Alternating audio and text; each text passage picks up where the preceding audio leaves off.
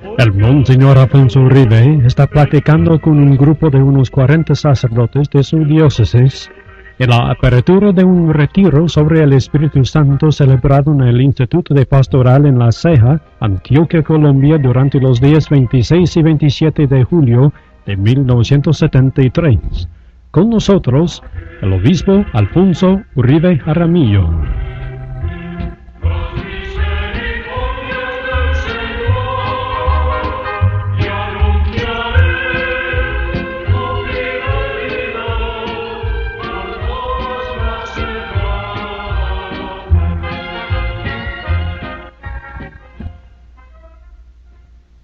Agradezco a los sacerdotes el que, imponiéndose sin duda sacrificios, hayan querido venir a estos 2 días de reflexión que estoy seguro serán muy útiles para nosotros y para toda la diócesis. Quiero agradecerle a Glenn y a su esposa este nuevo servicio que ellos nos prestan y que lo hacen con un gusto especial porque precisamente aquí el domingo tuve yo la satisfacción y el gusto de administrarles el sacramento de la confirmación. Ellos recibieron su bautismo condicional en Los Ángeles hace unos meses y quisieron ser confirmados en Colombia con sus 2 hijos porque tienen vínculos especiales con nosotros por el ministerio que realizaron antes en varias ciudades, sobre todo en Cartagena. De modo que su testimonio ahora del Señor lo hacen con una fuerza especial y con un entusiasmo nuevo como fruto del sacramento de la confirmación. Yo voy a pedirles que me excusen el que tome la palabra por un ratico hoy, porque como estoy con sacerdotes quiero que tengamos una orientación muy precisa sobre este momento de la Iglesia. Todos ustedes han oído hablar del movimiento carismático actual, llamado también Movimiento de Renovación en el Espíritu Santo. El movimiento católico de renovación en el Espíritu Santo,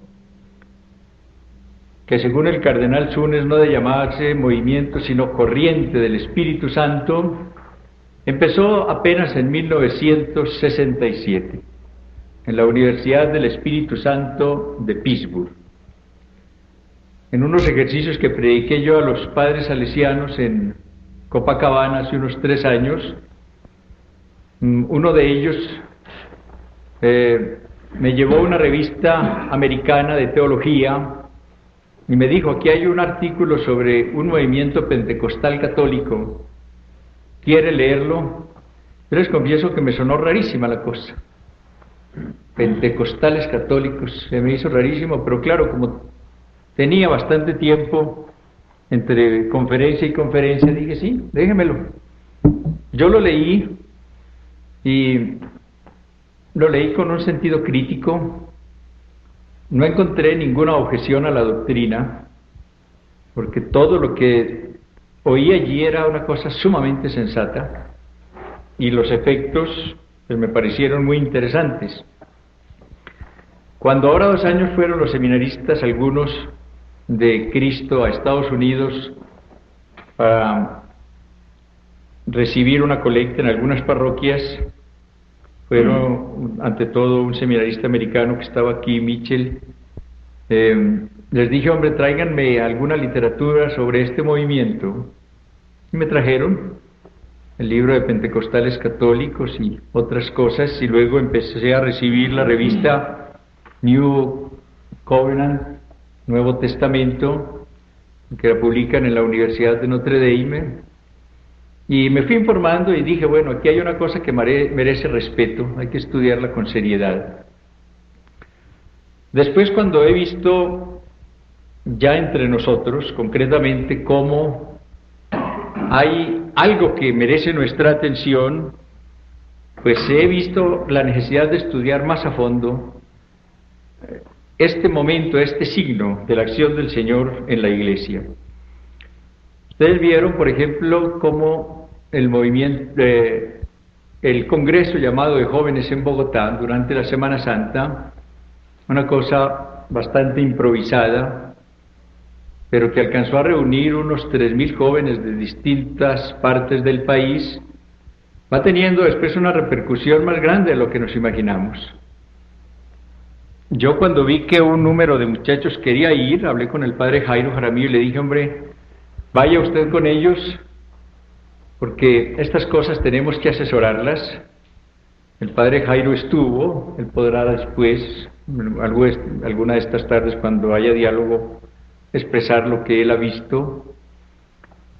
Y nosotros hemos observado cómo muchachos que vinieron de ese encuentro, cito el caso de Río Negro, aquí están varios padres de Río Negro, pueden atestiguarlo. Estos muchachos empezaron a seguir ya con su grupo de oración y actualmente son 50 los que se reúnen todos los jueves durante unas 2 horas a hacer su oración sin nosotros, sin los sacerdotes. Y lo mismo está sucediendo en Marinilla, está sucediendo en otras parroquias. Después, lo que vimos en el Carmen el jueves, aquí está Óscar Aníbal, que estuvo allá, fuera de otros de ustedes, nos indica que hay algo especial. Allí se reunieron, pues yo creo que con los del Carmen cerca de 8.000 jóvenes. O yo no sé, bueno, el número no importa, pero eran miles. La Eucaristía de ese día, estaba Héctor también, estaban Óscar, pues fue una cosa que nosotros no nos habríamos imaginado que pudiera suceder. Ver a esos muchachos después de un viaje a pie, el fervor y el entusiasmo que tuvieron en esa Eucaristía, pues es algo especial. Cuando durante los 2 últimos días tuvimos ya una reflexión seria en Río Negro con las religiosas, estuvieron unas 40, y yo vi lo que se fue operando en estas religiosas, pues me confirmó que se trata de algo importante en la Iglesia si lo encauzamos bien. Y yo tengo una gran fe en que esta reunión que hacemos en estos 2 días va a ser muy benéfica para cada uno de nosotros y para la diócesis. Varios sacerdotes de la diócesis están preocupados, yo lo sé, por esto. Ha habido algunos inclusive que le pidieron, algunos que están aquí, que no fueran a venir a esto. Yo entiendo esa situación. Yo comprendo que estas cosas, cuando no se estudian a fondo, pues se vean con prevención, se vean con desconfianza y se cree un clima pues de desconcierto y que pueda llevar inclusive hasta alguna división o a un aspecto negativo. Por eso yo quiero pedirles el favor de que me oigan durante un ratico, no sé cuánto sea, sobre lo que el concilio nos dice sobre el movimiento, sobre los carismas, que es uno de los aspectos de esta corriente del Espíritu Santo, para que sobre esa base empecemos la reflexión. Para mí, como sacerdote, ha habido siempre una luz que recibí en el seminario, y es la de orientarme mucho por el magisterio. A mí, Monseñor González, mi rector, y luego Monseñor Botero González, me inculcó mucho esa idea, y esa frase que él nos repetía, proper Romam semper, cerca de Roma siempre, ha sido para mí una consigna en mi vida. Entonces yo me he puesto a revisar en lo que la Sagrada Escritura, que es la palabra de Dios, lo que primero tiene valor para nosotros, nos dice con lo que el magisterio está manifestando, y me he quedado sorprendido con la reflexión que he hecho sobre esto. El Santo Padre ha pronunciado unas catequesis en los últimos miércoles con motivo del Año Santo, muy importantes, centradas en el Espíritu Santo. Quisiera leérselas, pero ese no es el tema. Pero sí les quiero leer unas palabritas de la que pronunció el 23 de mayo. Dice así: una vez más os pedimos, hermanos, que tengáis a bien considerar el anuncio de la celebración del Año Santo como una voz inspirada del Espíritu Santo, según la promesa de Jesucristo a los apóstoles en su profecía después de la última cena. Cuando venga el Espíritu Santo, Él os enseñará toda la verdad. Él me glorificará porque tomará de lo mío y os lo anunciará. Todos nosotros debemos anticiparnos al soplo misterioso, pero ahora en cierto modo identificable, del Espíritu Santo. No carece de significado el hecho de que justamente en el día feliz de Pentecostés, el Año Santo abre sus velas en cada una de las iglesias locales, a fin de que una nueva navegación, queremos decir, un nuevo movimiento verdaderamente neumático, es decir, carismático, impulse en una dirección única y en una emulación concorde a la humanidad creyente hacia las nuevas metas de la historia cristiana, hacia su puerto escatológico. Y dice, y lo cito como introducción después, todos saben que el concilio ha llenado las páginas de sublimes y actualísimas enseñanzas con continuas menciones del Espíritu Santo. Hay quien ha contado 258.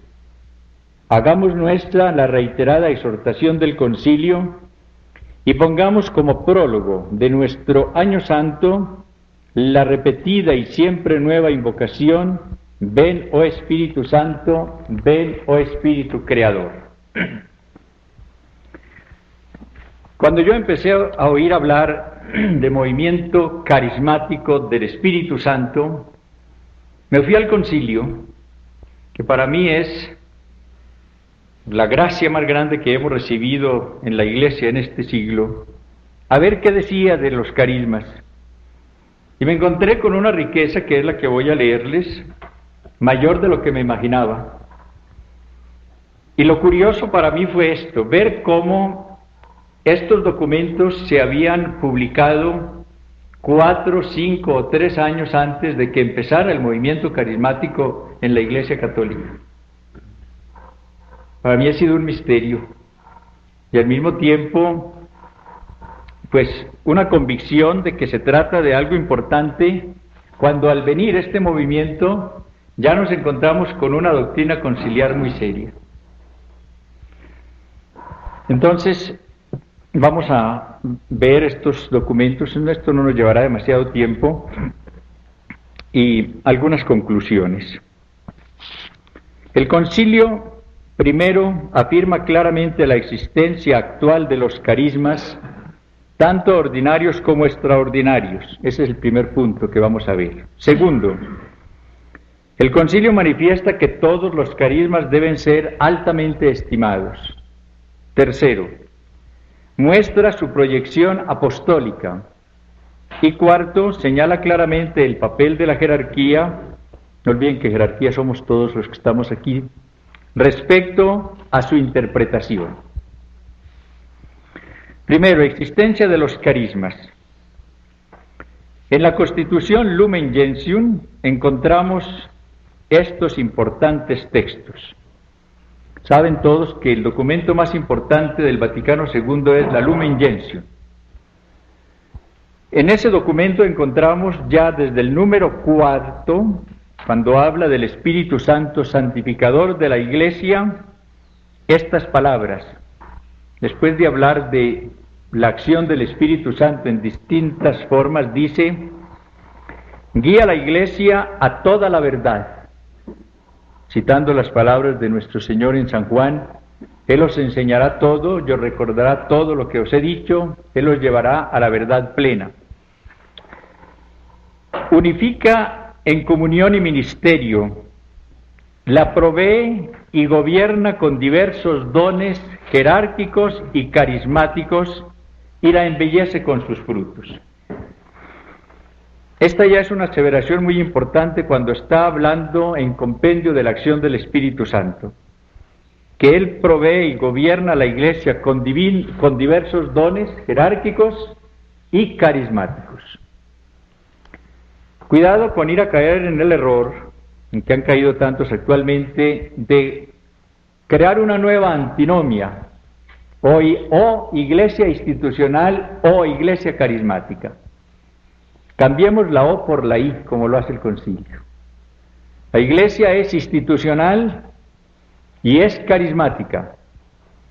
Y fallamos cuando solamente vemos el aspecto institucional y despreciamos el carismático, y cuando queremos ver solamente el aspecto carismático con desprecio del aspecto institucional.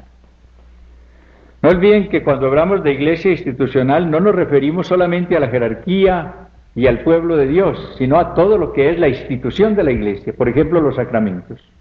Los sacramentos son parte de la institución. El culto es parte de la institución de la iglesia. Pero viene después ya, en este documento de la Lumen Gentium, el número 12, que es de una riqueza sorprendente.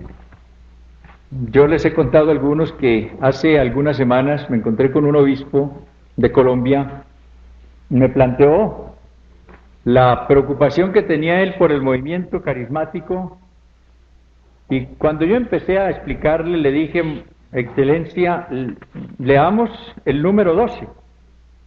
Cuando él acabó de oír la lectura, me dijo charlando, dijo: hombre, esto lo firmamos nosotros. Fue la sorpresa, es decir, porque ustedes van a oír lo que dice el número 12 de la Lumen Gentium. Además, el mismo Espíritu Santo no solo santifica y dirige el pueblo de Dios mediante los sacramentos y los ministerios, y le adorna con virtudes, sino que también distribuye gracias especiales entre los fieles de cualquier condición, distribuyendo a cada uno según quiere sus dones, con los cuales les hace aptos y prontos para ejercer las diversas obras y deberes que sean útiles para la renovación y la mayor edificación de la Iglesia, según aquellas palabras: a cada uno se le otorga la manifestación del Espíritu para común utilidad, citando la primera carta a los Corintios, capítulo 12, versículo 7. Oigan lo que dice a continuación: estos carismas, tanto los extraordinarios como los más comunes y difundidos, deben ser recibidos con gratitud y consuelo, porque son muy adecuados y útiles a las necesidades de la Iglesia. No puede haber más claridad. Estos carismas, y emplea la palabra carisma, tanto los extraordinarios como los más comunes y difundidos, deben ser recibidos con gratitud y consuelo. No dice pueden, deben ser recibidos con gratitud y consuelo. ¿Por qué? Porque son muy adecuados y útiles a las necesidades de la Iglesia. Esta es la tesis del concilio. Vienen ahora dos precisiones muy importantes, porque en esto hay que evitar la desorientación. Los dones extraordinarios no deben pedirse temerariamente, ni hay que esperar de ellos con presunción los frutos del trabajo apostólico. Ustedes recuerdan que Simón, cuando vio que Pedro y Juan habían impuesto las manos en Samaria y el Espíritu Santo se había manifestado de una manera identificable, para emplear el término del Santo Padre, se acercó a pedir que le vendieran ese poder de dar también el Espíritu Santo. Esa es la manera temeraria de pedir un don de estos. Y la manera de emplearlos con presunción, sabemos lo que es. Creer que con un carisma que se reciba ya basta en la vida, que no hay que hacer ya un esfuerzo de entrega, de oración, de santificación constante, porque se tiene tal carisma y entonces con presunción sabemos lo que es, pues vendrá todo. Evitar esos dos errores. Y luego una precisión muy importante, además el juicio de su autenticidad y de su ejercicio razonable, no dice de su ejercicio solamente, sino de su ejercicio razonable, pertenece a quienes tienen la autoridad en la Iglesia, a los cuales compete ante todo no sofocar el espíritu, sino probarlo todo y retener lo que es bueno. En un movimiento de esta índole puede venir la exageración, el uso no razonable.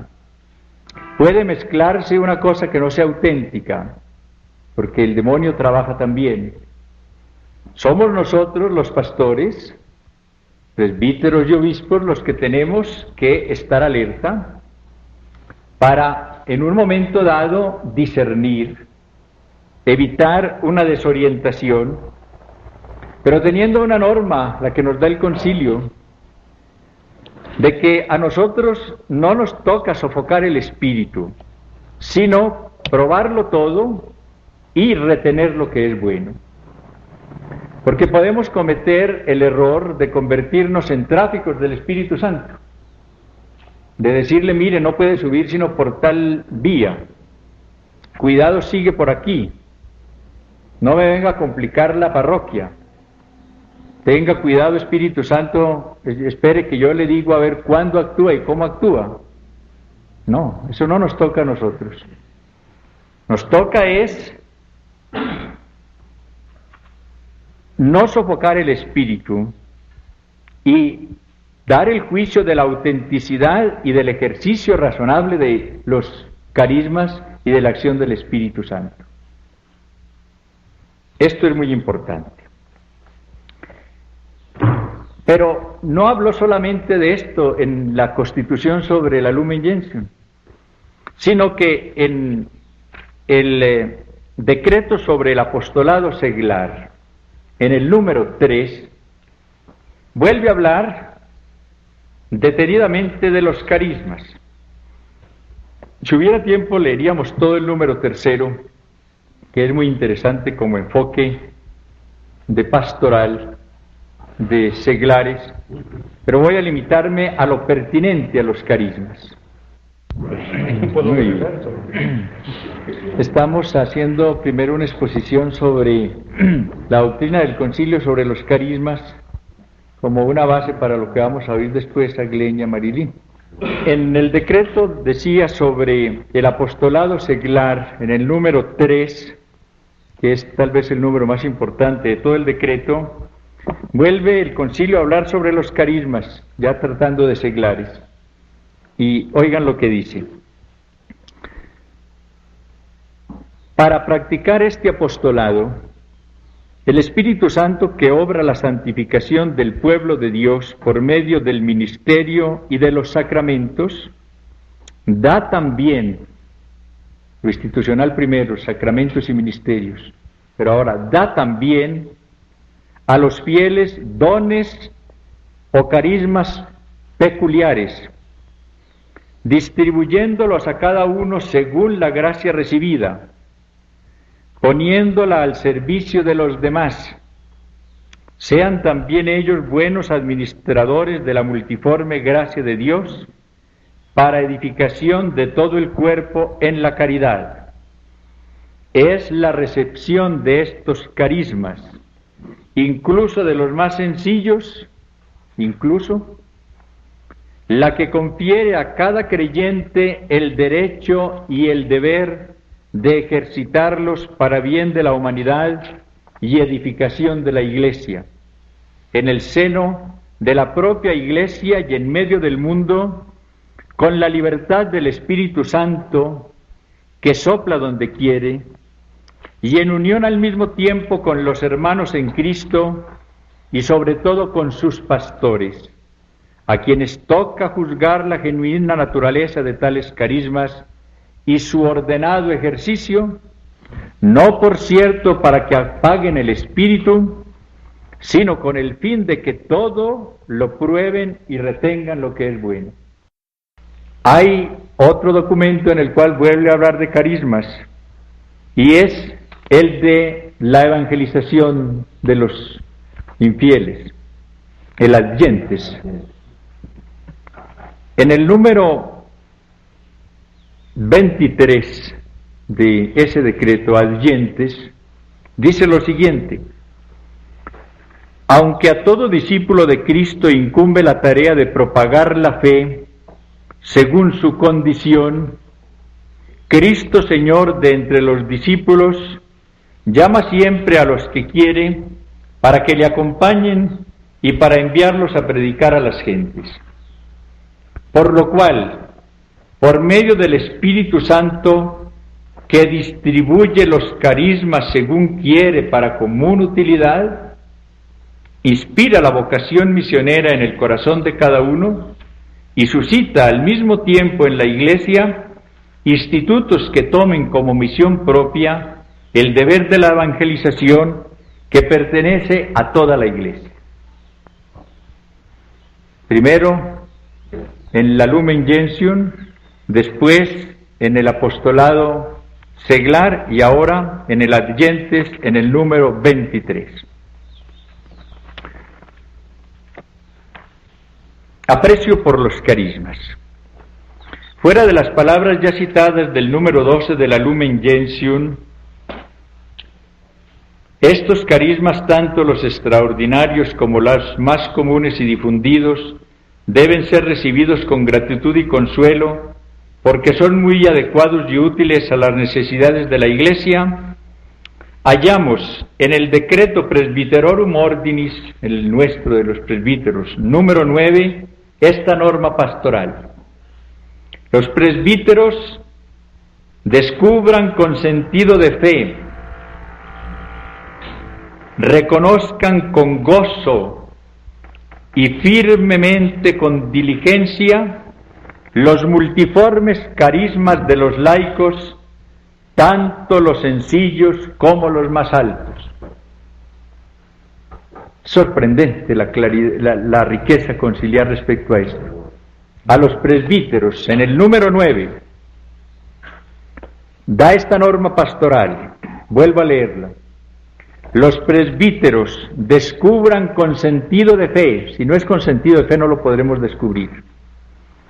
Segundo, reconozcan con gozo y firme diligencia los multiformes carismas de los laicos, tanto los humildes como los más altos.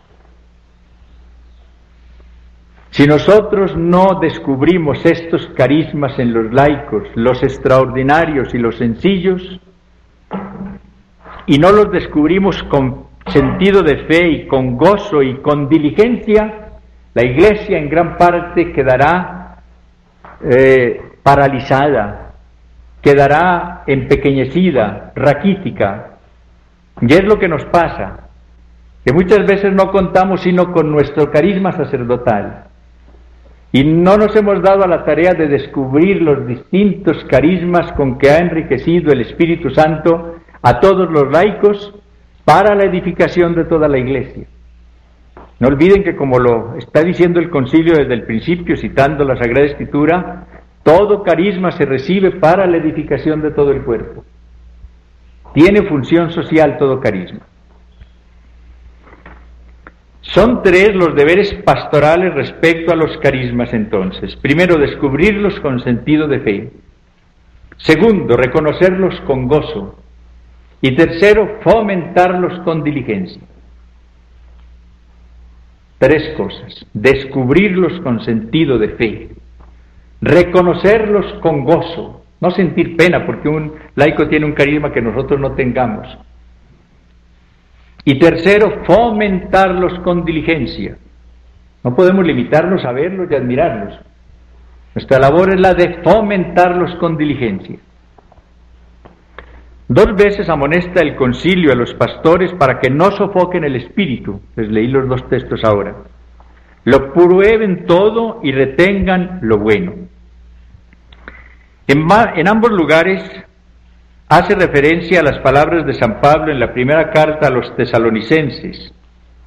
Dice allí el apóstol en el capítulo 5, versos 19 a 21, no apaguéis el espíritu, no despreciéis las profecías, probadlo todo y quedaos con lo bueno. Tercero, proyección pastoral de los carismas. Nosotros somos los pastores, por eso veamos este punto. San Pablo escribe a los Corintios. Proyección pastoral de los carismas. San Pablo escribe a los Corintios, capítulo 14, versículo 12. Así, puesto que estáis ávidos de espíritus, procurad abundar en ellos para edificación de la iglesia. Para edificación de la iglesia. Y había enumerado algunos de estos carismas, porque dice en el capítulo 12, versos 8 al 12, lo siguiente: porque a uno se le da por el Espíritu palabra de sabiduría, a otro palabra de ciencia según el mismo Espíritu, a otro fe en el mismo Espíritu, a otro carisma de curaciones en el único Espíritu, a otro poder de milagros o sanaciones, a otro profecía, a otro discernimiento de espíritus, a otro diversidad de lenguas, a otro don de interpretarlas. Pero todas estas cosas las obra un mismo y único Espíritu, distribuyéndolas a cada uno en particular según su voluntad. Siguiendo esta sabia norma, los textos conciliares exponen muy claramente la finalidad pastoral de los diversos carismas que reciben los miembros del pueblo de Dios para su constante edificación. En el decreto sobre el apostolado seglar dice: es la recepción de estos carismas, incluso de los más sencillos, la que confiere a cada creyente el derecho y el deber de ejercitarlos para bien de la humanidad y edificación de la Iglesia en el seno de la propia Iglesia y en medio del mundo. Observemos que el beneficio de estos carismas no se limita a la Iglesia, sino que debe abarcar a toda la humanidad, en el seno de la propia Iglesia y en medio del mundo. Pablo VI, en la encíclica sobre el celibato, en el número 54, recordará que este carisma no solo beneficia a la Iglesia, sino también a todo el mundo. El decreto conciliar dice también que cada uno debe prepararse diligentemente para el apostolado. Este es en el número 28 del apostolado seglar. Cada uno debe prepararse diligentemente para el apostolado, obligación que es más urgente en la vida adulta. Mucha atención, hay algo aquí muy bueno para nosotros, pues para mí principalmente y Monseñor Torres, porque avanzando la edad, el alma se abre mejor y cada uno puede ejercer con mayor eficacia los carismas que el Espíritu Santo le dio para bien de sus hermanos. Yo me encontré aquí la gran mina, el número 30, de modo que aquí los jóvenes no se sientan hoy los más felices. Número 30 del decreto sobre el apostolado seglar. Oigan, vuelvo a leer esto. Cada uno debe prepararse diligentemente para el apostolado, obligación que es más urgente en la vida adulta, porque avanzando la edad, el alma se abre mejor y cada uno puede ejercer con mayor eficacia los carismas que el Espíritu Santo le dio para bien de sus hermanos. Esto es maravilloso, porque estamos viendo lo que en la juventud se opera con estos carismas, pero en nosotros los viejos también, y mejor. Y el decreto sobre la actividad misionera de la Iglesia afirma, en el número 28, los cristianos tienen dones diferentes, Por ello deben colaborar en el Evangelio cada uno según su posibilidad, facultad, carisma y ministerio. En el número 28. Por ello debe colaborar en el Evangelio cada uno según su posibilidad, facultad, carisma y ministerio. Muy sabia y muy prudente es la advertencia que el concilio hace en la Lumen Gentium. Los dones extraordinarios no deben pedirse temerariamente, ni hay que esperar de ellos con presunción los frutos de la obra apostólica. Esto sobre todo para nosotros los de edad, que podemos decir, hombre, ya a esta edad uno con un carismita tiene. No, tenemos que estar en la misma brega y en la misma lucha, porque no podemos pedirlos temerariamente ni usarlos con presunción, ninguno.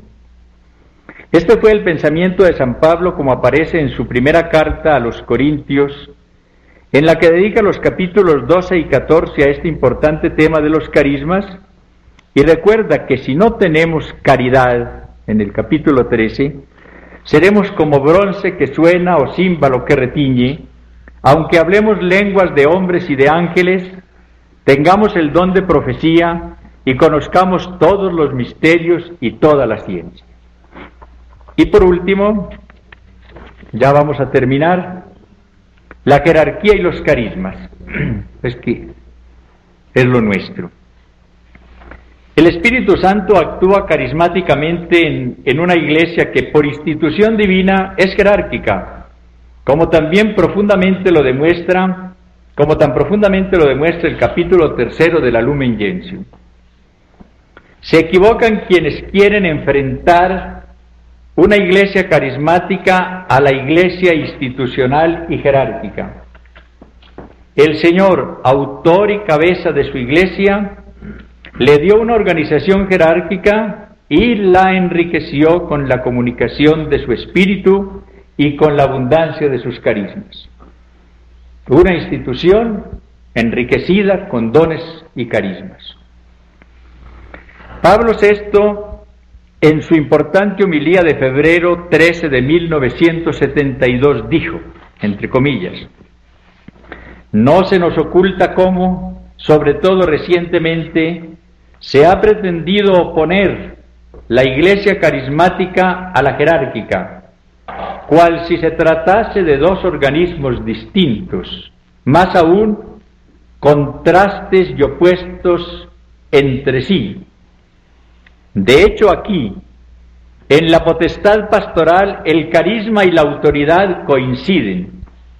Hemos recibido el Espíritu Santo, que en la misión episcopal se manifiesta así, en esta simbiosis simultánea de magisterio, asistido por la luz del Paráclito, de ministerio santificante mediante su gracia y de régimen en la caridad del servicio. Son estas otras tantas facultades del obispo y dones del Espíritu. Es la voz de Pablo la que nos lo recuerda y confirma. Hay diversidad de dones, pero un mismo es el Espíritu. Hay diversidad de ministerios, pero uno mismo es el Señor. Hay diversidad de operaciones, pero uno mismo es Dios que obra todas las cosas en todos. Corintios 12, 4, 6. Permiso. ¿Qué fecha era? ¿De qué? 13 de febrero de 1972.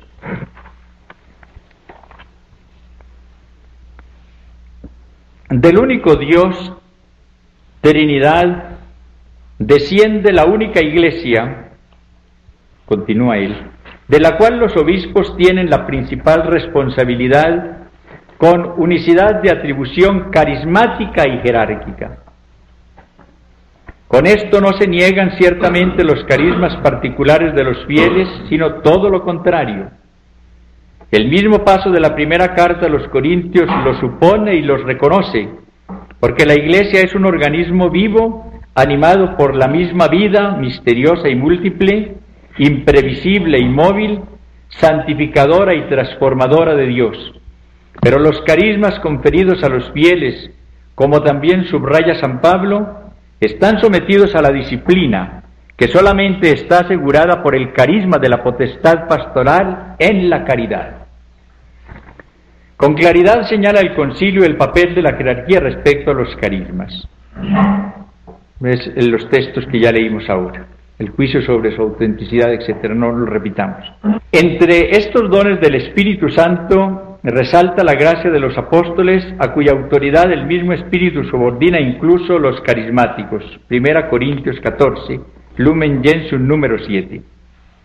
Estas sabias normas deben orientar y regular la conducta de los pastores y la de los fieles en este importante campo de los carismas. Yo creo que nosotros, ya con esta base conciliar, podemos entrar con una gran apertura a reflexionar sobre la acción del Espíritu Santo en la Iglesia a través de sus distintas manifestaciones.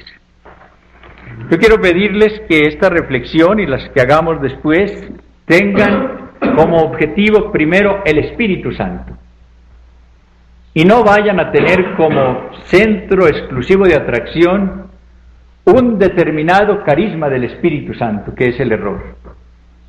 Ustedes recuerdan la célebre frase que hay muchas personas que por mirar el árbol no ven el bosque. Es lo que nos pasa con frecuencia.